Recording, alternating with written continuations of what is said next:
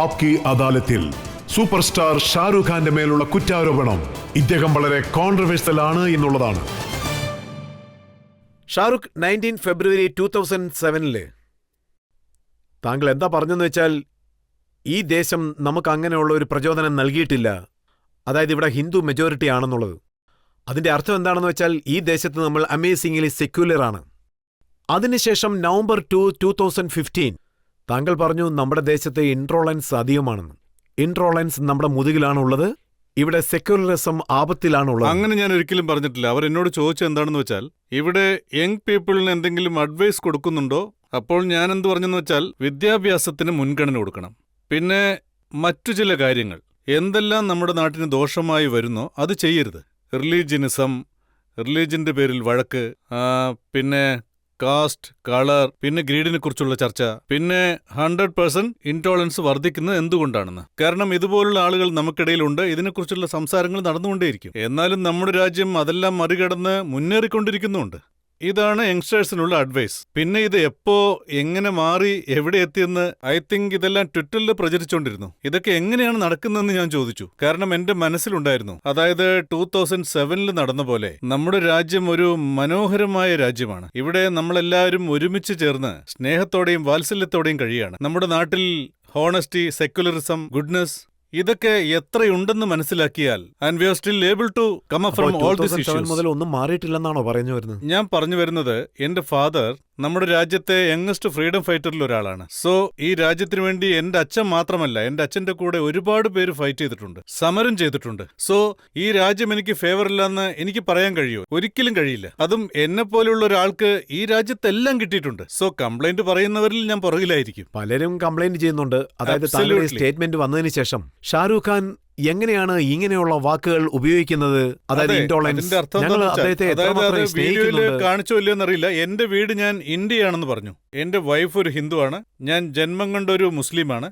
എന്റെ കുട്ടികൾ 3 റിലീജിയനിലും ഉൾപ്പെടും. കാരണം സ്കൂളിൽ ചെല്ലുമ്പോൾ എല്ലാം അവർ പഠിപ്പിച്ചു കൊടുക്കും. ഞങ്ങൾ ദീപാവലിയും ആഘോഷിക്കും, ഈദും ആഘോഷിക്കും. ഇതെല്ലാം ഞങ്ങൾ ഒരുമിച്ച് നിന്നാണ് ആഘോഷിക്കാറുള്ളത്. സോ എന്റെ വീടൊരു മിനി കൺട്രിയാണെന്ന് പറയാം. അങ്ങനെയുള്ളപ്പോൾ ഞാൻ എന്റെ രാജ്യത്തെക്കുറിച്ച് ഇങ്ങനെ പറയുമോ? ഒരു ആക്ടർ എന്ന നിലയ്ക്ക് ഈ രാജ്യത്തിന് വേണ്ടി ഞാൻ എന്താണ് ചെയ്യുന്നത് അതിൽ അഭിമാനിക്കുന്നു. പിന്നെ ഇങ്ങനെ ഒരു കാര്യം സ്പ്രെഡായപ്പോൾ ഞാൻ അതിനെക്കുറിച്ച് ക്ലാരിഫൈ ചെയ്യാൻ തുടങ്ങി. വീണ്ടും വീണ്ടും ഇതിനെക്കുറിച്ച് പറയുന്നത് എനിക്ക് വിചിത്രമായി തോന്നി. ചില സമയത്ത് എനിക്ക് വിഷമം തോന്നും. കാരണം തീർച്ചയായിട്ടും താങ്കൾ ക്ലാരിഫൈ ചെയ്തേ മതിയാകൂ. താങ്കളുടെ പ്രിന്റഡ് സ്റ്റേറ്റ്മെന്റ് ഉണ്ട്, ഞാൻ വായിക്കാം. ഷാരൂഖ് ഖാൻ എന്താണ് പറഞ്ഞെന്ന് വെച്ചാൽ, രാജ്യത്ത് ഇൻടോളറൻസ് ഉണ്ട്, സമൂഹത്തിൽ ജനങ്ങൾ വളരെ വേഗത്തിൽ റിയാക്ട് ചെയ്യുന്നു, എത്ര മീഡിയ ഉണ്ടോ അത്രയും ശബ്ദങ്ങൾ കേൾക്കുന്നു, ഈ ശബ്ദത്തിൽ നെഗറ്റീവ് ശബ്ദം കൂടുതലായിക്കൊണ്ടേയിരിക്കുന്നു. നമ്മൾ ഇതിൽ മനസ്സിൽ വെക്കണം, എല്ലാ മതവും തുല്യതയുള്ളതാണ്. ഒരുപക്ഷെ നിങ്ങൾ സെക്യുലർ അല്ലെങ്കിൽ അത് നിങ്ങളുടെ തെറ്റാണെന്ന്. അബ്സല്യൂട്ട്ലി. എനിക്ക് തോന്നുന്നത് മീഡിയ ഇപ്പോൾ വളർന്നുകൊണ്ടിരിക്കുകയാണ്. ജനങ്ങൾ എല്ലാ കാര്യത്തെക്കുറിച്ചും ചർച്ച ചെയ്യുന്നുണ്ട്. മൈ ലോജിക് ഈസ്, ഒരു മീഡിയയിൽ ഒരാൾ പറയുന്നത് കേട്ടാൽ അതിന് ഉടൻ തന്നെ റിയാക്ട് ചെയ്യാൻ പാടില്ല. പക്ഷെ ഞാൻ റിയാക്ട് ചെയ്തു പോയി. ആരെങ്കിലും എന്തിനെക്കുറിച്ചെങ്കിലും പറഞ്ഞാൽ ഉടനെ നമ്മളും അതിനെക്കുറിച്ച് പറയും. So my logic was that we have to. ഞാൻ ഒരു ചെറിയ കാര്യം പറയാം. ആക്ച്വലി റിലീജിയൻ, റീജിയൻ, പിന്നെ നമ്മുടെ ഈ സമൂഹം, ഇതെല്ലാം തന്നെ ഇൻടോളറൻസ് എന്ന വേർഡ് ജസ്റ്റ് അബൌട്ട് ബെയർ ചെയ്യുന്ന പോലെയാണ്. ആക്ച്വലി അക്സെപ്റ്റൻസ് ഉണ്ടാവണം. നമ്മുടെ എല്ലാ മതങ്ങളെയും പേരുകളെയും എല്ലാ ജോലികളെയും എല്ലാ പ്രദേശങ്ങളെയും. എന്റെ അഭിപ്രായത്തിൽ ആ വേർഡാണ് തെറ്റായത്, തെറ്റായി യൂസ് ചെയ്തു. യഥാർത്ഥത്തിൽ മീഡിയം വളരെ വളർന്നിട്ടുണ്ട്. പലതും പറഞ്ഞുകൊണ്ടിരിക്കും. നമ്മളത് ടോളറേറ്റ് ചെയ്യണം. പ്ലീസ്, നമ്മളതിന് റിയാക്ട് ചെയ്യാൻ പാടില്ല. പലരും ഇൻസൈറ്റിന് വേണ്ടിയാണ് ഇങ്ങനെയൊക്കെ പറയുന്നത്. ഇങ്ങനെ പറഞ്ഞാൽ എന്തെങ്കിലുമൊക്കെ സംഭവിക്കും. ട്വിറ്ററുണ്ട്, സോഷ്യൽ മീഡിയാസ് ഉണ്ട്, അതായത് ഡിജിറ്റൽ മീഡിയ, യൂട്യൂബ്, ടെലിവിഷൻ, എല്ലാത്തിലും ഓരോന്ന് പറഞ്ഞുകൊണ്ടേയിരിക്കും. അതെല്ലാം അർത്ഥം നോക്കുകയാണെങ്കിൽ ഷാരൂഖ് ഖാന് ധാരാളം സുഹൃത്തുക്കൾ കോൺഗ്രസ് പാർട്ടിയിലുണ്ട്. സോ ഷാരൂഖ് ഖാൻ നരേന്ദ്രമോദിയെ കുറ്റം പറയാൻ വേണ്ടി ഇങ്ങനെയൊക്കെ ചെയ്യുന്നതാണെന്ന്. എനിക്ക് അത്രയൊക്കെ അധികാരമുണ്ട് ഒരാളെ ഫിക്സ് ചെയ്യാൻ മാത്രം?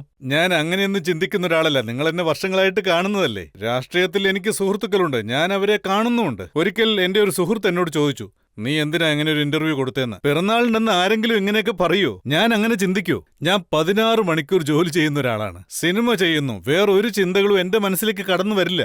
ഈ കാര്യം ഞാൻ ഇവിടെ വെച്ച് ക്ലിയർ ആയിട്ട് പറയാൻ ആഗ്രഹിക്കുന്നു. നമ്മുടെ രാജ്യത്തൊരു നേതാവിനെ തിരഞ്ഞെടുത്താൽ അത് ആരാണെങ്കിലും ശരി, അതായത് നമ്മുടെ മോദിയെ നമ്മളല്ലേ തിരഞ്ഞെടുത്തത്, നമ്മൾ അംഗീകരിച്ചേ പറ്റൂ. നമ്മുടെ രാജ്യം അദ്ദേഹത്തിന് ഭൂരിപക്ഷം നൽകി തിരഞ്ഞെടുത്തതാണ്. So we have to support our leader and take the country forward. Do not be negative. ജനങ്ങൾക്ക് രാഷ്ട്രീയത്തിൽ എന്ത് വേണമെങ്കിലും പറയാം, പക്ഷെ നമ്മൾ രാഷ്ട്രീയക്കാരല്ലല്ലോ, നമ്മളൊരു എന്റർടൈനർ അല്ലേ. പിന്നെ ഭാവി തലമുറ നമ്മളെ ഫോളോ ചെയ്യുന്നുണ്ട്, വാച്ച് ചെയ്യുന്നുണ്ട്, നമ്മളത് ശ്രദ്ധിക്കണം. അവരും നമ്മളെപ്പോലെ സക്സസ്ഫുൾ ആയി തീരണം. ഭഗവാൻ എനിക്ക് ചില ഉത്തരവാദിത്തങ്ങൾ തന്നിട്ടുണ്ട്. അങ്ങനെയുള്ളപ്പോൾ ഞാൻ ഒരിക്കലും എങ്ങനെയൊന്നും പറയില്ല, അതും നമ്മുടെ രാജ്യത്തെക്കുറിച്ച് ഒരിക്കലും പറയില്ല. പക്ഷേ അത് കാരണം ചില റിയാക്ഷൻസ് സംഭവിച്ചു. പലരും എന്താ പറയുന്നതെന്ന് വെച്ചാൽ താങ്കൾ ഇന്ത്യയിൽ ആഹാരം കഴിച്ചുകൊണ്ട് പാകിസ്ഥാനെ സപ്പോർട്ട് ചെയ്യാണെന്ന്. ഇത് വളരെ വിഷമമുള്ള കാര്യമാണ്. ഇത് കേൾക്കുമ്പോൾ എനിക്ക് കരച്ചിൽ വരും. ഞാൻ ഈ രാജ്യത്തെ ആളല്ലേ, ഈ രാജ്യത്തോട് എനിക്ക് അളവിൽ കവിഞ്ഞ ഭക്തിയുണ്ട്. ഞാൻ ഈ നാട്ടുകാരനാണ്. ഞാൻ മാത്രമല്ല, എല്ലാവരും. ഇതിൽ നമുക്ക് മത്സരിക്കേണ്ട ഒരു കാര്യമില്ലല്ലോ, നമ്മൾ ഒന്നാണ്. അതായത് ഈ സ്റ്റേറ്റ്മെന്റ് വായിക്കുമ്പോൾ ചിലപ്പോഴൊന്നും ഞാൻ ക്ലാരിഫൈ ചെയ്യാൻ പോവില്ല. പിന്നെ ഈ പ്രോഗ്രാമിൽ ചെയ്യുന്ന എന്താന്ന് വെച്ചാൽ, എന്നെ നിങ്ങൾക്കറിയാം, പിന്നെ നമ്മൾ പരസ്പരം വർഷങ്ങളായിട്ട് കാണുന്നവരാണ്. സോ ഐ ക്യാൻ ബി ഞാൻ എന്ത് ചിന്തിക്കുന്നു അത് മാത്രമേ നിങ്ങളോട് പറയൂ. ചിലപ്പോൾ എനിക്ക് വല്ലാത്ത സങ്കടം തോന്നും. എന്തുകൊണ്ടാണ് എന്റെ രാജ്യസ്നേഹം പലപ്പോഴും ഇങ്ങനെ മനസ്സിലാക്കി കൊടുക്കേണ്ടി വരുന്നത്? എനിക്ക് നല്ല രാജ്യസ്നേഹമുണ്ട്, എല്ലാവർക്കും ഉണ്ട്. അതായത് നമ്മുടെ രാജ്യം നമുക്ക് എല്ലാം തന്നിട്ടുണ്ട്. സോ അതുകൊണ്ട് ആര് എപ്പോ ഈ ചോദ്യം ചോദിച്ചാലും എനിക്ക് വല്ലാത്ത വിഷമം തോന്നും. എല്ലാവരും അത്ഭുതപ്പെട്ടു. ഷാരൂഖ് ഖാന് ഈ രാജ്യം ഇത്രത്തോളം സ്നേഹം നൽകി, ഷാരൂഖ് ഖാനെ ഇത്രത്തോളം വളർത്തി വിടുകയും ചെയ്തു. താങ്കൾക്ക് വേണ്ടി ജീവൻ നൽകാൻ പോലും ആയിരക്കണക്കിന് ആൾക്കാരുള്ളപ്പോൾ താങ്കൾ എന്താ ഇങ്ങനെ? എനിക്ക് ശരിക്കും വല്ലാത്ത വിഷമമുണ്ട്. ഇതിലെ യാഥാർത്ഥ്യം എന്താണെന്ന് വെച്ചാൽ, എനിക്ക് യുവാക്കളോട് ഒന്നേ പറയാനുള്ളൂ, please be tolerant, be happy, work hard, take this nation forward.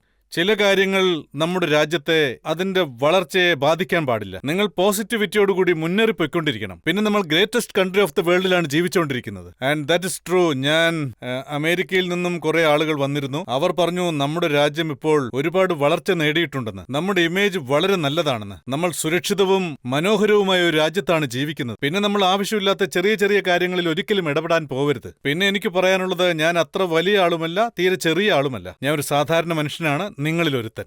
ഞാൻ ഈ രാജ്യത്താണ് ജീവിക്കുന്നത്. പണത്തിനു വേണ്ടി പലതും വിളിച്ചു പറയുന്ന ഒരാളല്ല ഞാൻ.